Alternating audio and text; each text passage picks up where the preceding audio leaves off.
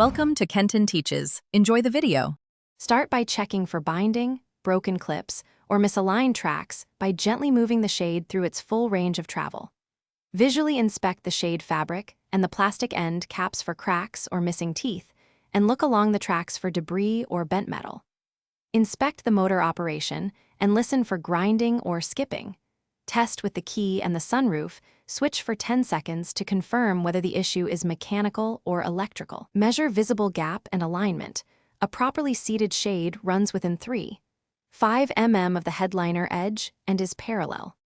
Begin removal by disconnecting the 12V battery and wait 60 seconds before starting to avoid accidental motor activation.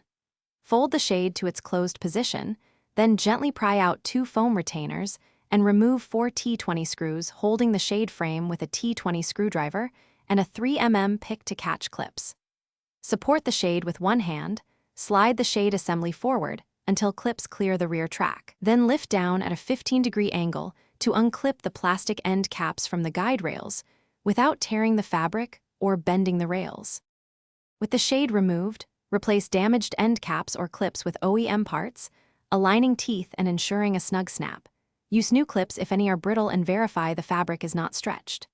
Lubricate the tracks with white silicone spray, apply a thin line 10 cm long on each side of both rails, and wipe away excess to prevent attracting dust.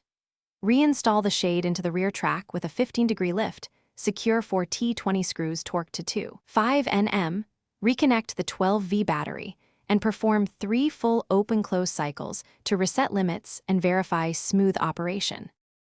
Thanks for watching. Please subscribe if this video was helpful.